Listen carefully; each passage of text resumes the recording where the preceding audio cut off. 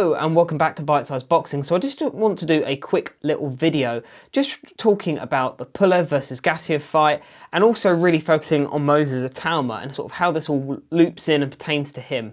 So Moses Itauma has been linked with a whole slew of heavyweights over the last 2 or 3 weeks. I can't even begin to name them. There's genuinely been 5, 10 plus heavyweights that we've heard he's definitely going to fight this guy and then doesn't. So I think what Itauma is suffering with is, of course, high risk, low reward at the moment. He hasn't got a belt. He's a big-ish name, but he's not really a household name yet. Even in the UK, you know, casuals don't know who Moses Itauma is. Boxing fans and even sort of more hardcore casual boxing fans know, but the wider public don't know really about Moses Itauma yet. So again, it's one of those risk reward things. I don't think he's going to be the easiest guy to get opponents for. So what happened, of course, is a couple of weeks ago, Moses Itauma turned down the chance to fight Frank Sanchez in an IBF eliminator. Now, that at the time looked a bit of a strange kind of decision because although Frank Sanchez, to my eye, is incredibly talented and, of course, Moses Itauma is very green, he's very young, he's inexperienced and all the rest of it, you look at someone like Itauma and you look at the whole landscape at heavyweight and you think, well, in the next 2 or 3 years, all the guys who are here are going to be leaving. You know, I went through in my last video and spoke about this. You know, pretty much anyone who's anyone in the heavyweight division is probably going to have, you know, 1 foot out of the door in about a year, and most of them are going to be gone in 18 months to 2 years at most. So when you look at it like that, it's going to open right up. So this is the time you want to position yourself into a good position with the sanctioning bodies, because when these belts do fragment, you stand a chance to picking one up. So to turn down that fight seemed a little bit peculiar, but now we're hearing that he's being ordered to face Pulev for the WBA. It makes a lot more sense. Pulev has gone ahead and signed to fight Gassiev, which is a bit confusing. There's now sort of arguments coming from Frank Warren that Pulev has to face Itauma, not Gassiev, and all this kind of thing. So here's the thing. I mean, firstly on the Pulev versus Gassiev fight, Pulev is a relic from the Klitschko era. He's very long in the tooth now. He's 44 years old.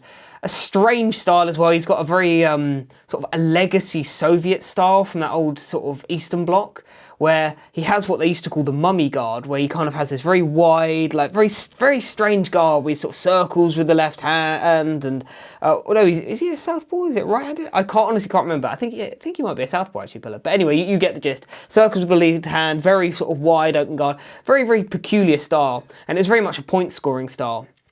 And it's one of those things that stylistically, prime for prime, I would probably pick Pulev to beat Gassiev on points.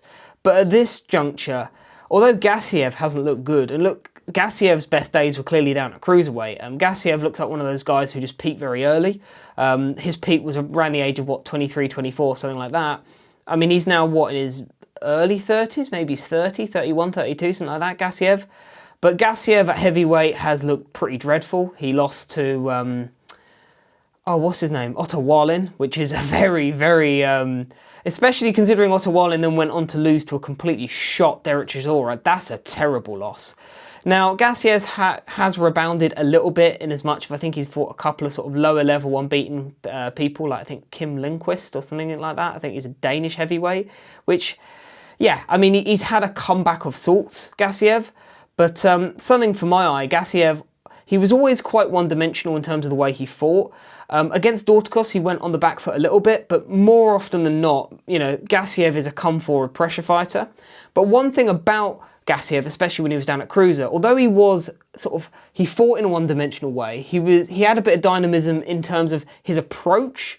I know that sounds like I'm kind of contradicting myself here, but although he could only really fight going forward for the most part, his punch variety was good, his punch selection was good, you know, he could vary the power body to head, and you know, he had a decent sort of, you know, he wasn't an unsophisticated, you know, caveman-esque kind of style. He actually had a bit of sophistication in terms of his pressure fighting abilities. You know, Gassiev wasn't a Makhmedov in terms of his approach. You know, he had a bit of sophistication. But that being said, for whatever reason, since he's moved up to heavyweight, I've noticed his body composition has completely changed. He's put on a lot of weight, and I think this probably does play into it, but his dynamism has reduced massively. He now looks more like a far more basic, ploddy, come-forward pressure fighter. Of course, I think the weight plays into that, but I also think generally he just seems to have regressed as well. So Gassiev, I don't really expect to be pulling up any trees. So that fight in of itself, it's a weird one. As I say, prime for prime, I'd probably pick Pulev. Just I think he's a bit too wily of a boxer. But at this point, you know, Pulev's in his mid-40s and he's slowed down massively and he hasn't looked good for a long time. So I think you have to favour Gassiev with the youth, even though he looks like it's weird, even though he looks like he's aging despite being a young man-ish. It's a weird one, but I think I'd edge Gassiev in that anyway.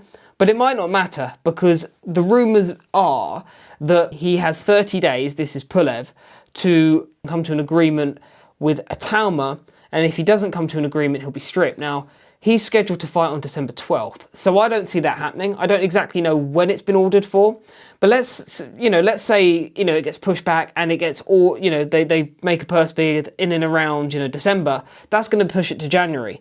There's no way that you can fight on, the beginning to middle of December and then be ready to go in January. So it looks like whoever wins this fight will end up being stripped, in which case Itauma will just be elevated straight away, which will again make him a world champion on paper. But when you look at the wider landscape at heavyweight, that could be a very smart play, because that might mean Moses Itauma will essentially become a world champion without even having to fight anyone. Almost working his way into a final eliminator without needing to do anything, because if this belt ends up getting vacated between Kubrat Pulev and Murat Gassiev, whoever wins that, and Itauma just gets elevated, and then whoever holds the super belt ends up vacating, you can see a world in which where they just give it to Itauma. So I can see what they're doing here, and I think it's actually quite smart, especially from a business point of view. But even if, say, Pulev wins or Gassiev wins, and whatever, they work this whole situation out and they can push it back, I still think Itauma probably has the beating of either of these guys. So again, even from that perspective, I think it's smarter. Because if Frank Sanchez was firing on, 80% or more, I think he is a harder fight, even with the frailties he's shown recently, than either of these guys. I think Gassiev would be the harder fight. I think he punches very hard, he always has that. But I think we've seen enough kind of variety in Itauma's work at this point that, for my eye, if you're getting outboxed by Otto Wallin, Moses Itauma's going to outbox you. So I think this is very smart. Really and truly, whatever happens here, Moses Itauma wins, I think, because if for whatever reason they manage to delay this and they hold on to the belts, he beats Pulev or he beats Gassiev, and then if they have to vacate and he doesn't have to fight either, he could find himself just being elevated straight up to a world champion without even needing to fight anyone. So it looks like turning down that IBF final eliminator was a bit of a masterstroke by his team. And again, I think it's quite smart. It's certainly smart marketing, because again, this guy can just become a world champion without really needing to do a whole lot. I don't see, Usyk sticking around long term and holding on to the WBA and this kind of thing. So I think in the long run, this belt is just going to get, thrown out, and then it will just get gobbled up by Moses Itauma. So interesting moves. I think we now are starting to see the beginning of the next era. As I said in my last video, we're going to start seeing a lot of movement, particularly at heavyweight in the next 2 or 3 years, as these promoters and as these managers start manoeuvring their fighters into positions to take over. As I said earlier in the video, all of these guys who are in the heavyweight division at the moment, who are anybody, you think Zhili Zhang, Deontay Wilder, Alexander Usyk, Tyson Fury, Anthony Joshua, Dillian White, Derek Chisora, Joseph Parker, think of whoever you want, they're all old or they've got a load of miles on the clock, Joe Joyce, etc, etc. So these guys are going soon. So in the next 2 or 3 years, you're going to see all the young blood coming in. So you're going to see a lot of moves, sort of political, boxing politics moves, to get people into positions for these exact opportunities when all the belts go everywhere and everyone sails off into the sunset. And this is an example of one of those moves.